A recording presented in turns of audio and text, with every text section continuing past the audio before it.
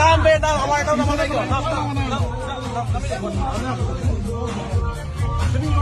বেশি করে স্টেট গুলো দিব লাইছিল দেখি